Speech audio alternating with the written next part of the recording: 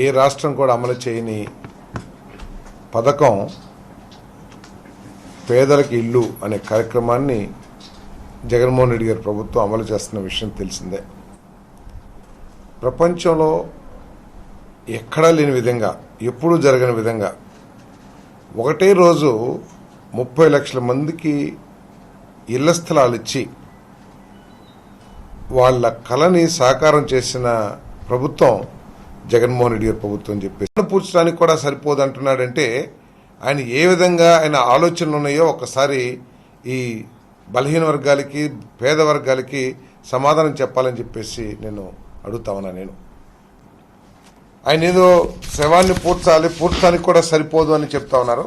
ఆయనకి దమ్ముంటే ఆయన పార్టీ నాయకుల్ని కానీ లేకపోతే ఆయన కానీ పెనమలూరు నియోజకవర్గం వస్తే పేదవాళ్ళు ఎంత సంతోషంతో ఇల్లు కట్టుకుంటున్నారో, ఎంత బ్రహ్మాండంగా ఇల్లు నిర్మించుకుంటున్నారో మేము చూపిస్తామని చెప్పేసి మనం చేస్తాము. ఇటువంటి ఇల్లు, ఈ ఇల్లు శవానికి సరిపోతుందని మాట్లాడుతున్నాడంటే ఆయన ఏమనాలో, ఎంత వ్యతిరేకత ఈ పేదవాళ్ల పట్ల పెంచుకున్నాడో ఒకసారి అర్థం చేసుకోవాలని చెప్పేసి మనం చేస్తాను.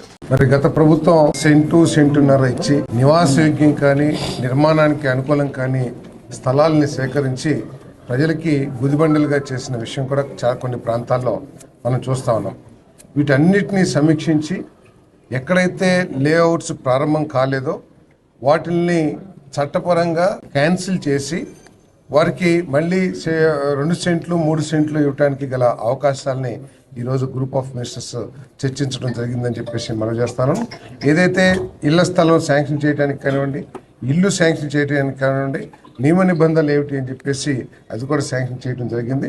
ఈ మీటింగ్ యొక్క ముఖ్య ఉద్దేశం ఏంటంటే అర్హులైన వాళ్ళందరికీ కూడా 2 సెంట్లు 3 సెంట్లు ఇవ్వాలనే లక్ష్యంతో ఈరోజు చర్చ జరిగింది.